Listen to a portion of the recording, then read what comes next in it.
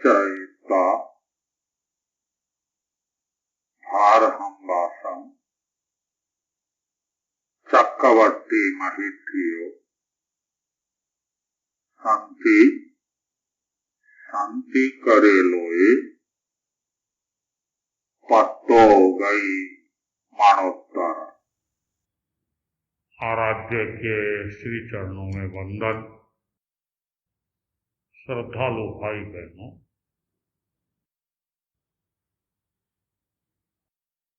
पूछा गया है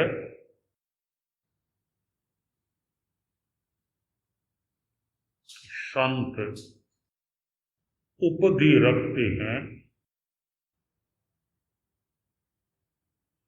तो वैसे देखा जाए तो उपधि भी एक प्रकार का परिग्रह है और संत रखते हैं यह सही है। आचार्यों ने सीमाएं बांध दी, इतने उपधि से ज्यादा नहीं रख, वस्त्र इतने से ज्यादा नहीं, पात्र इतने से ज्यादा नहीं, हर चीज की सीमाएं कर दी और उस सीमा में भी संतों को अवकाश दे दिया। अगर तुम चाहो तो उसमें भी संकोच कर सकते, आगे नहीं रखना यह तो ठीक है, किंतु संतों को 3 पछेवड़ी रखने की विधि है। चाहो 2 ही रखो, 1 ही रखो। ये क्या होता है? वस्त्र ऊणोदरी, उपकरण ऊणोदरी। यह तुम चाहो तो कर सकते हो और उतना अगर रखते हो तो उसमें कोई दोष नहीं, क्योंकि उपकरणों पर मूर्छा करना निषिद्ध है, ममत्व नहीं आना चाहिए। उसके अतिरिक्त जितना विधि विधान है उस विधि के अनुसार तुम अपना क्रम कर सकते। यहां पूछा गया कि महाराज कोई संत उपधि का ही त्याग करे कि मैं अमुक समय तक उपधि का त्याग करूं, तो उससे उन्हें क्या लाभ होता है? वही पचक्षाणेनम बनते जीवे किम जने। उपधि मात्र का त्याग करने से जीव को क्या लाभ होता है? वही पचक्षाणेनम अपलिमंथम जने निर्वह्येनम जीवे निकंखे वही मंत्रेण न संकिलसाई। बताया गया तो उपधि का त्याग कर देता है साधु, निरुपधि हो जाता है और जितना वह उपधि रहित होता है तो उपधि के प्रतिलेखन, रख रखाव, इस उलझनों से भी मुक्त हो जाता। वरना साधु को जो उपधि रखे उनका प्रतिदिन प्रतिलेखन करना पड़ता है। प्रतिलेखन करना अनिवार्य और प्रतिलेखन करता है तो उस समय स्वाध्याय नहीं कर सकता। तो स्वाध्याय का पलिमंतु अर्थात विरोधी है, किंतु उपाय नहीं। अगर कपड़ा रखेगा, उपधि रखेगा, तो उसकी प्रतिलेखना करनी। प्रतिलेखना करने से करोगे उतने टाइम में तुम स्वाध्याय, शास्त्र वाचन, शास्त्र चिंतन ये तुम नहीं कर सकते। इसलिए उपधि की संत उपधि कम से कम रखे, और जो उपधि का त्याग करता है तो वही मंत्रेण नय संकिलसाई। वह साधु क्या करता है, अगर उनके पास उपधि नहीं रहा तो उनके मन में यह नहीं आएगा कि अब क्या करूंगा, उपधि तो है ही नहीं,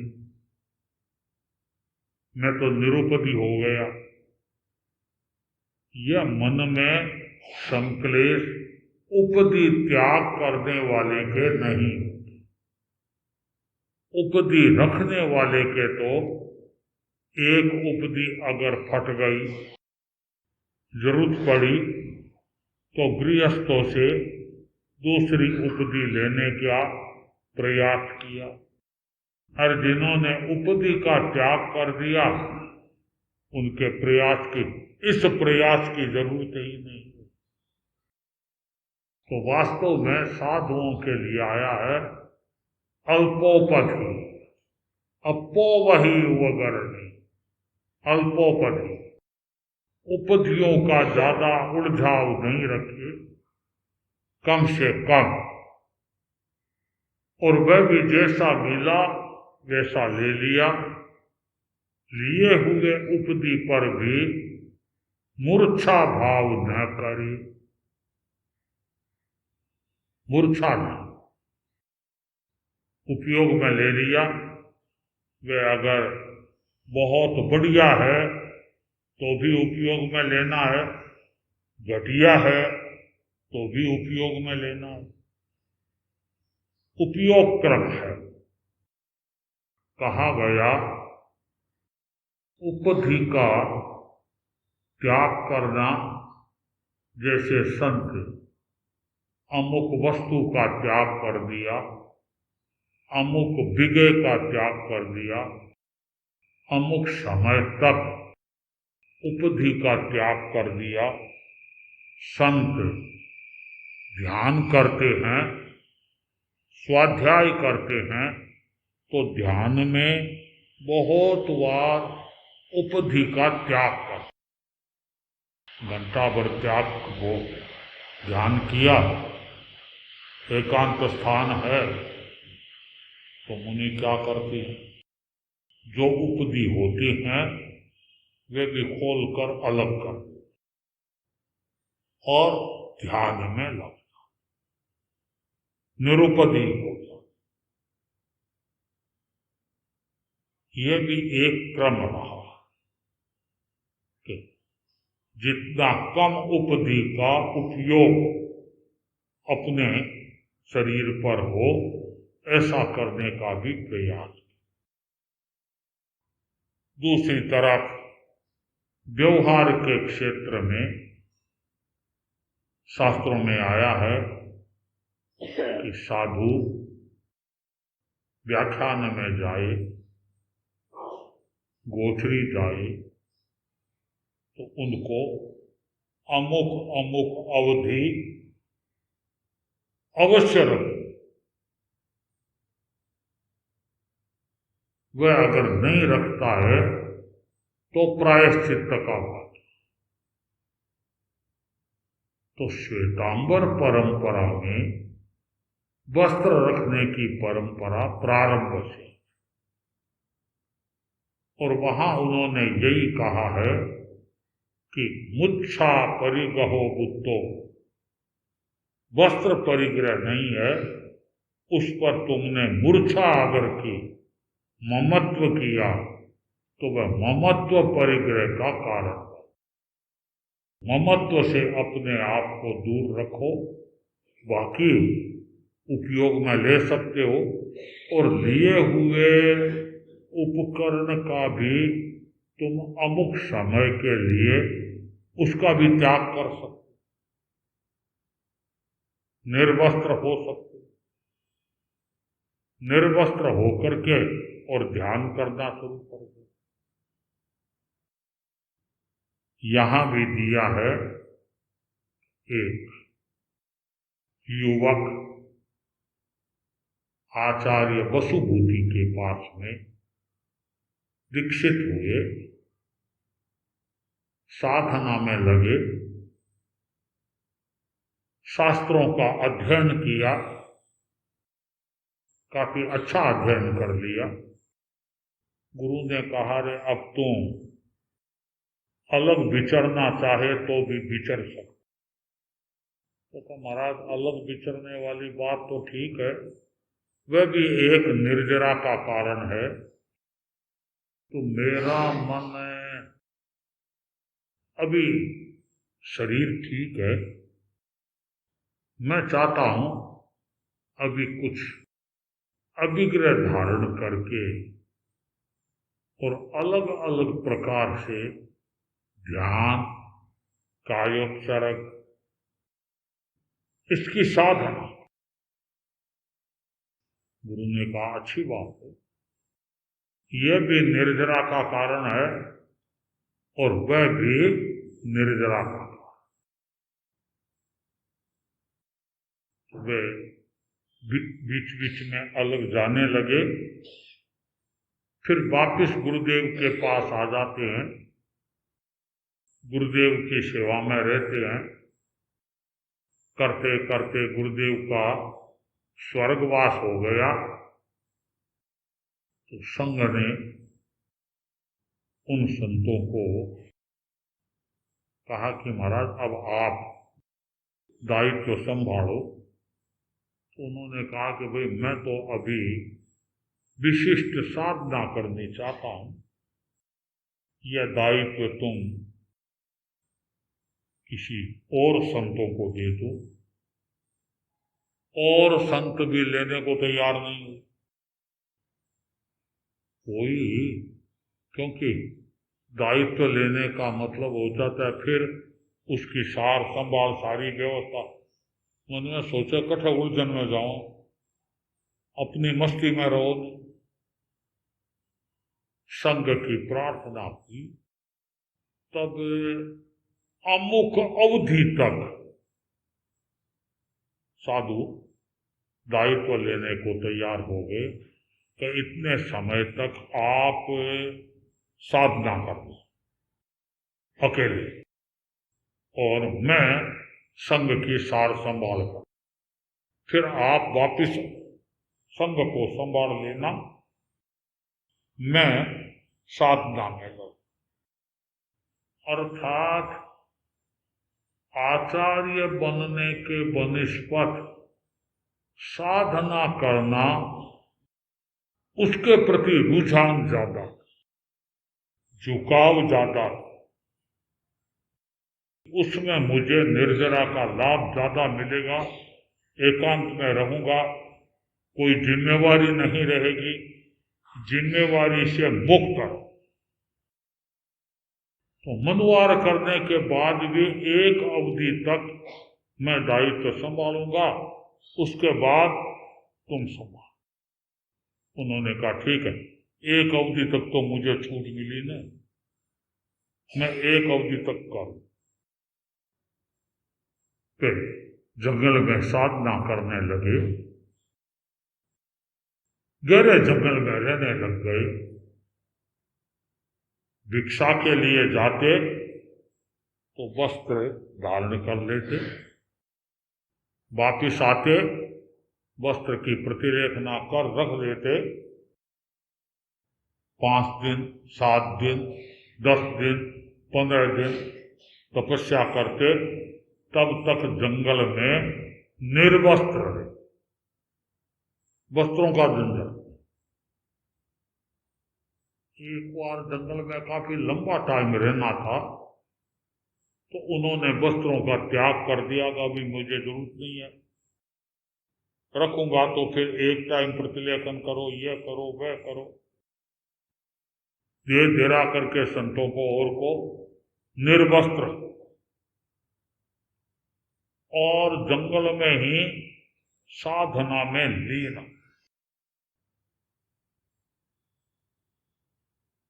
करते करते एक बार जंगल में ही एक वृक्ष के नीचे ध्यानारूढ़ हुए।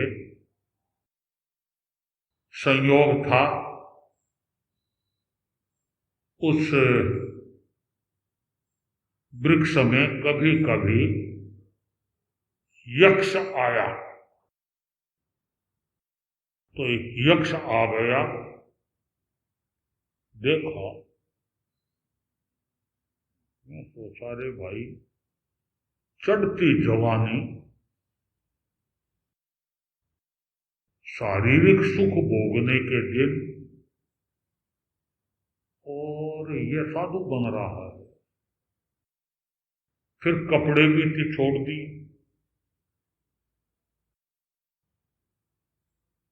देखूं मजबूत है या देखा देखी कर ली कि 5 साधुओं ने कपड़े छोड़कर साधना की, मैं भी करूं। क्योंकि वस्त्र का त्याग अनेक अभिग्रहों के साथ होता है, यूं ही नहीं। जो वस्त्र का त्यागी होता है वह सामान्यतया जंगल में ही रहे, वे गांवों में नहीं घूमते। इनका वस्त्र त्याग देखा देखी हुआ या भीतर में एक साधना के भाव जागे। क्या हुआ? यक्ष ने क्या किया? ऋतु परिवर्तित की। अचानक शीत लहर चलाई, ठंड का प्रकोप कर दिया।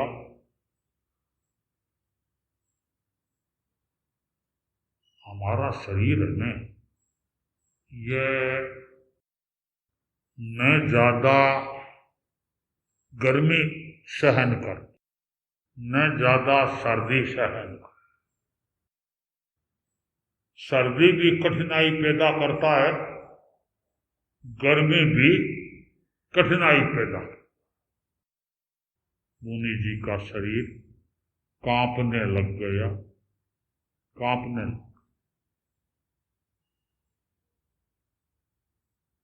अब कांप रहा है शरीर तो, और भीतर से अडोल है। सोच रहे हैं कि इस बार वस्त्र त्याग यह अच्छी निर्जरा का माध्यम बन गए। अचानक शीत लहर आ गई और मेरे को शरीर में बहुत प्रकंपन हो रहा है। तो मन में क्या सोचते हैं, प्रकंपन क्या हो रहा है? यह तो कार्मण शरीर प्रकंपित होता है और कर्म झड़ते जाए। अर्थात उसमें वस्त्र त्याग कर दिया, ठीक नहीं किया, देखा नहीं, ध्यान नहीं दिया, एक वस्त्र नहीं रखा, ये विकल्प नहीं आए। यही आया कि अच्छे निर्जरा हो। कांप रहे हैं, डगमगा रहे हैं और शीत लहर। ताज्जुब करोगे, वही यक्ष उधर से मानो 5-4 व्यक्ति सामने से आए। दूर से ही देखा, मध्यान्ह वंदनामि, मध्यान्ह वंदनामि, मध्यान्ह वंदनामि, मध्यान्ह वंदनामि। नजीक आए, वंदना की। महाराज तुम भाई, महाराज हम तो इधर से आए हैं, आगे जाना है। आप तो भाई, मैं इधर से आया हूं, इधर जाना है। महाराज इस सर्दी में हम तो चले थे तब सर्दी नहीं थी, इसलिए चल पड़े और फिर भी सावधानी से चले। आप इस तरह से वस्त्रहीन, और मौसम तो सर्दी का है ही नहीं, शीत लहर तो खैर अब चली है, मौसम तो था ही महाराज सर्दी। अभी आप इस तरह से मुझे मुस्कराए कि भाई मैं तो अपने क्रम से चला और अभी जंगल में ही हूं, और वस्त्र का मैंने अवधि पूर्वक त्याग किया हुआ है, और वह अवधि अभी तक काफी दूर तक है। तो हमारा दूर तक है, किंतु आज तो आप कुछ ले लो, वस्त्र ले लो, वरना यह शरीर टिकेगा नहीं। दूर किसकी होगी, किसका दूर होगा? शरीर ही नहीं टिकेगा। महाराज दांत बोले, इतनी जोर की सर्दी है कि दांत बोल रहे, कड़कड़ाहट कर रहे, क्या बात करते हो? बचाव करो, ये हमारे पास ये कपड़ा है, ये आप ले, हमारे तो ओढ़ने को है ही, ये अतिरिक्त है महाराज, आप ले।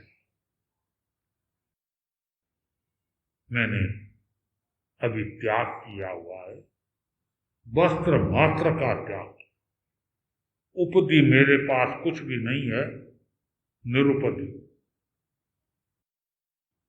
महाराज शरीर नहीं टिके, अरे शरीर टिके और नहीं टिके, ये कपड़े ले भी लूंगा तो भी एक दिन तो शरीर छूटेगा।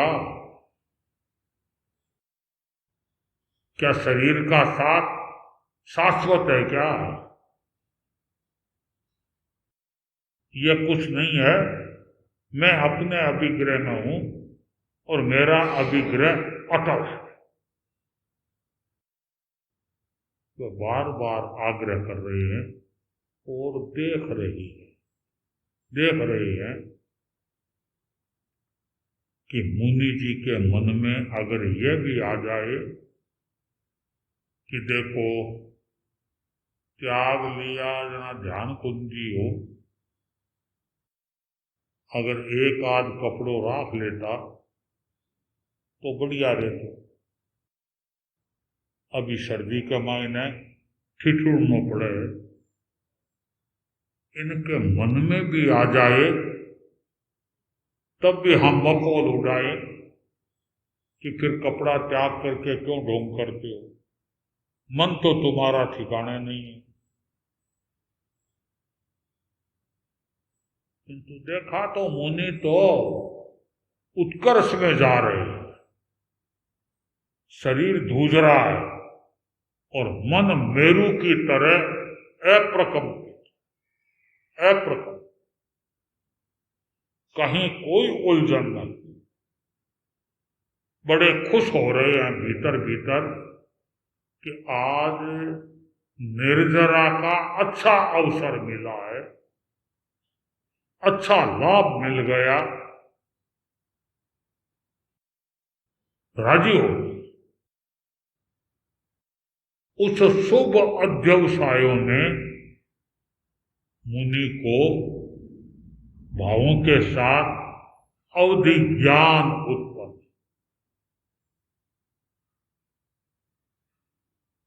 अतीन्द्रिय ज्ञान में तीन ज्ञान आते हैं, तीन ज्ञान, उसमें एक अवधि ज्ञान, दूसरा मन पर्यव ज्ञान और तीसरा केवल ज्ञान। अवधि ज्ञान मुनि को काफी विस्तृत, बड़ा, काफी दूर दूर तक देखना शुरू कर दिया। यक्ष और वहां निकट के बहुत सारे व्यंतर देव प्रकट होकर और ज्ञानोत्सव करना शुरू कर दिया कि मुनि जी, अविग्रह युक्त तपस्या करना कठोर है, और अविग्रह में जब कोई समस्या आती है तब समाधि में रहना यह और भी कठिन हो।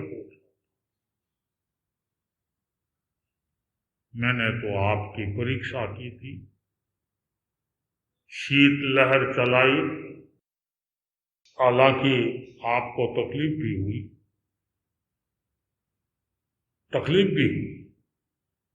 किंतु मेरे मन में था आपकी मजबूती का स्तर कितना है यह देख। आप महान हो, मैं तो अब आपका भक्त बन गया।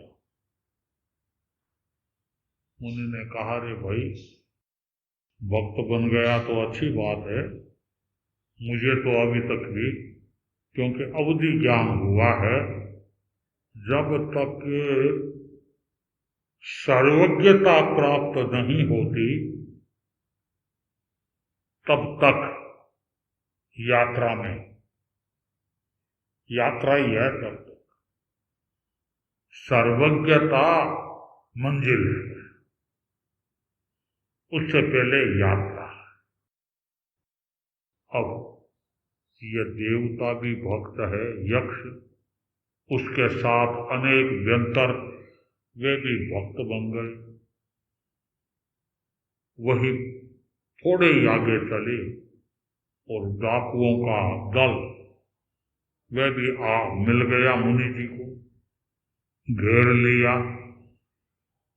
देवता अदृश्य सब देख रही हैं, अदृश्य घेर करके कहा कि ये साधु, तू है तो नंग धड़क, तेरे पास कुछ नहीं है, तू करता क्या है? मैंने कहा, भैया मैं तो धन बटोरता हूं। धन बटोर? मैंने सोचा धन तो मैं बटोरा, डाकुआ तो क्या तू भी डाकू है यार? मुझे मुस्कुराया, तुम्हारे में मेरे में फर्क इतना ही है, तुम बाहर के पदार्थों का संग्रह करते हो और मैं भीतर की आत्म अनुभूति का क्रम कर।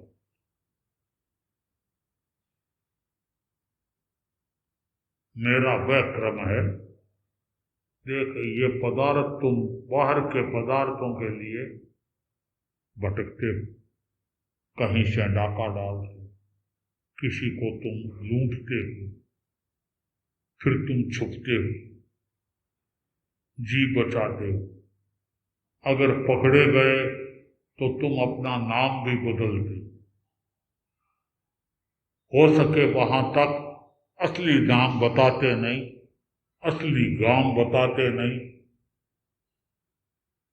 तो बताओ, ऐसे धन की प्राप्ति से क्या फायदा कि आदमी अपना नाम भी छुपाए, अपना गांव भी छुपाए, तो क्या करेगी? इन्होंने मन में सोचा, रे बात तो ठीक कर, हम करते तो यही है। जब से डाकू बने हैं तब से मूल नाम से कभी नहीं बोले। ये तो उलझन ही है। तो फिर हमको क्या करना चाहिए? उन्होंने कहा, अरे मेरे को पूछते हो तो तुम्हारे को तो इसलिए पूछते हैं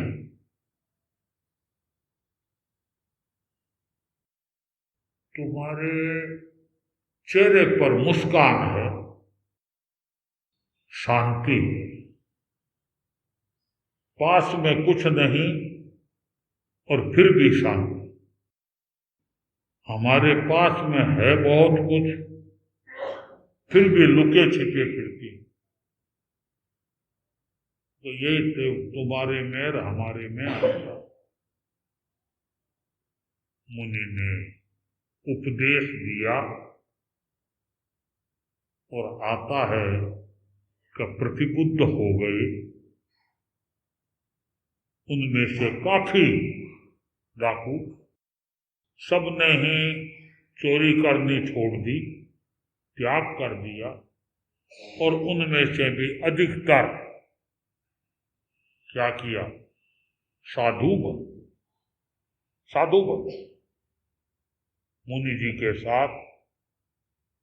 मुनि जी ने भी देखा कि मेरा जो अवधि पूर्वक अभिग्रह था एकाकी विचरण का, वह संपन्न हो रहा।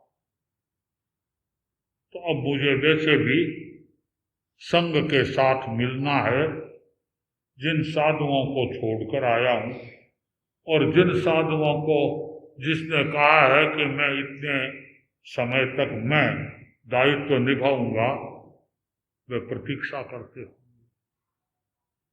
उन्होंने उनको डाकुओं को दीक्षा, बड़ी संख्या में साथ हो, फिर वहां से वापिस जहां संतों को छोड़कर आए उस इलाके में विचरते विचरते ही आए। काफी साधु थे ही साथ में, और जो जो आगे गांव में, शहरों में, गांवों में विचरे, वहां भी जो जो दीक्षा ली उन दीक्षार्थियों को दीक्षित करते गए। अच्छी संख्या में साधु समुदाय के साथ मिलंद मुनि जहां उनके विचरने का इलाका था वहां पधारे। सामने से वे मुनि भी आ गए। देखा, उन्होंने कहा कि विचित्र बात है, मैं तो सोच रहा था कि आप अकेले आएंगे और ये दायित्व आपको देकर के मैं अकेला अभिग्रह धारण करूंगा। उन्होंने कहा कि मैंने ये इतने दिन मेरे कहा, आपने इतने दिनों के लिए उपधि त्याग किया था और वह समय पूरा हो, तो उसके बाद मैंने दीक्षा दी है। और इनको भी अब दोनों ओर से साधु मिल गए। इधर यक्ष सेवा में मिलंद मुनि, उन्होंने कहा कि देखो, ये जो यक्ष मेरी सेवा करता है, ये भी मेरे उपदि त्याग से प्रभावित है। सारे संस्मरण सुनाए और साधुओं को कहा कि देखो, साधुत्व में आए हो तो अब तुम्हारा काम है कि तुम सीमित उपधि रखो और जो उपधि हो उस पर भी ममत्व मत करो। ममता का त्याग पहली बात। जो रखा हुआ है यथावकाश, जब कभी मौका लगे, 5 दिन के लिए, 15 दिन के लिए, 3 दिन के लिए, उन उपधि का त्याग करके और एकांत साधना में अपने आप को नियोजित कर। अर्थात यह उपधि त्याग, यह भी हमारी साधना का एक अंग है। और उपधि ग्रहण, यह भी साधना का एक अंग है कि अगर शुद्ध उपधि मिल गए, ले लिया, काम में लेते रहे। आचार्यों ने शास्त्रों में कहा है कि बस उस पर ममत्व मत। ममत्व पाप है, मूर्छा पाप है। ममत्व रहित, मर्यादा सहित अगर उपधि रखते हो तो वह उपधि तुम्हारे द्रव्य परिग्रह है, भाव परिग्रह वह नहीं। और भाव परिग्रह नहीं है तो उससे तुम्हें कहीं पाप नहीं लगता। एक तरह से ममता रहित अपनी साधना में आगे बढ़ते जाओ। तो यह बताया गया कि उपधि त्याग का एक अपना क्रम है। संत समय समय पर प्राप्त उपधि, जितना साधुओं को कल्प है, उस कल्प की सीमा में भी कुछ छोड़ दिया तो यह नहीं रखूंगा, इतना नहीं रखूंगा। रेशमी कपड़ों का त्याग कर दिया, अन्य बहुमूल्य कपड़ों का त्याग कर दिया। यूं संत अपने ढंग से साधना के क्रम में अलग अलग प्रयोग करके और उपधि त्याग का प्रयोग करते जाते। धर्म संघ में भी संघबद्धता है, किंतु यहां भी यही क्रम है कि बहुमूल्य वस्त्र ग्रहण मत करो, सामान्य कपड़ा ग्रहण करो। उन कपड़ों की भी अपनी सीमा है।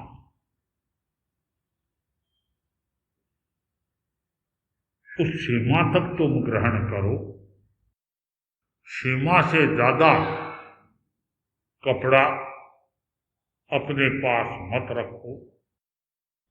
वास्तव में देखा जाए तो अपने धर्म संघ में भी वस्त्र परित्याग का एक अच्छा उपक्रम है कि संघीय दृष्टि से वस्त्रों का सीमाकरण है। और यहाँ पर जैसे हम अलग विचरती कोई भी कपड़ा लिया तो वह कपड़ा किनका लिया, कितना लिया, लिख करके रखते हैं। 2 साल, 3 साल, 4 साल जब गुरुदेव से मिले तब वह लिस्ट वस्त्रों की सारी गुरुदेव को देती। और आचार्यों को भी अपने पूर्वाचार्यों से यह प्रशिक्षण या यह शिक्षा मिली हुई है कि जो साधु साध्वी बाहर से विचर कर आए और वे जो लिखित में लाए, वे आचार्य भी उन सबको पढ़े, ध्यान दे कि भाई अमुक गांव में अमुक व्यक्ति के वहां से इतना कपड़ा लिया, क्यों लिया, इतना कपड़ा उनके वहां कैसे आया, पूछताछ करे कि इतना कपड़ा कैसे आया। उनके कोई कपड़े की दुकान है या कोई ब्याह शादी के लिए आया और फिर तुमने उनमें से लिया। जान छान पहचान करे कि जिससे हर साधु कपड़ा ले तो ये मानकर चले कि इसकी विगत मुझे आचार्यों को देनी है। तो कोई भी अतिरिक्त कपड़ा ग्रहण नहीं करेगा, अतिरिक्त कपड़ा लेगा नहीं। और जितना कपड़ा अपने साथ लेता है तो उसकी भी हमारी सीमाएं हैं। एक साधु इतना कपड़ा ले सकता है, रख सकता है, उससे अधिक कपड़ा वह अपने साथ या अपने लिए ग्रहण नहीं करना, नहीं लेना। तब तो क्या है कि अपो वही उवगर्णी कि उपधि त्याग ये केवल बोलने का ही नहीं होता, हम उपधि रखते हुए भी उपधि त्याग का प्रयोग करते रहे। इतना रखना है, इतने हाथ कम रखो, इतने हाथ की वस्त्र की उणोदरी हो गई, वस्त्र त्याग हो गया। इस तरह से संत साध्वियां अपने अपने वस्त्रों की सीमा के साथ आगे बढ़ते हैं और जितना रखते हैं उसके प्रति भी ममत्व भाव नहीं, राग भाव है। काम में आएगा, काम में लेते रहो। यह तो कपड़ा अच्छा है तो यह तो ओढ़ूंगा भी नहीं, पहनूंगा भी नहीं, तो ये तो अंदर रखूंगा। तो भाया अंदर रख करके बोझ घिसेगा, क्या फायदा? कोई अंदर पेटी तो है नहीं कि मेल दिया, रखना तो साथ में पड़ेगा। इसलिए अनावश्यक उपधि ग्रहण मत करो। जो जरूरत है, जितनी जरूरत है उतना ग्रहण करो, उसका प्रतिलेखन करो, उसको काम में लो। यह है वस्त्र उपधि के बारे में विवेचना। तो शास्त्रकार कहते हैं कि उपधि रखना भी है, उपधि का त्याग भी करना। तो इस दोनों क्रम में तुम निर्जरा के भागीदार हो सकते हो। और अपने यूं कहना चाहिए कि अपने ममत्व को हटाकर साधना में आगे बढ़ने का क्रम से बना सकते हो। तो यह है आगमों में वस्त्र त्याग और वस्त्र ग्रहण, उपधि त्याग, उपधि ग्रहण। दिगंबर परंपरा में वस्त्र ग्रहण नहीं करते, किंतु वे भी कमंडलू रखती, पीछी रखती। तो कमंडलू भी उपधि है, पीछी भी उपधि है। अर्थात कुछ न कुछ वे भी रखते हैं, उनकी सीमाएं उनके साथ है और श्वेतांबर परंपरा की सीमाएं श्वेतांबर परंपरा के साथ है। उस रूप में अपने आप को जो आगे बढ़ाता है वह व्यक्ति निरंतर साधना के क्षेत्र में आगे बढ़ता हुआ अपने जीवन को उज्ज्वल और पवित्र बनाता है। इसी मंगल भावना के साथ ओम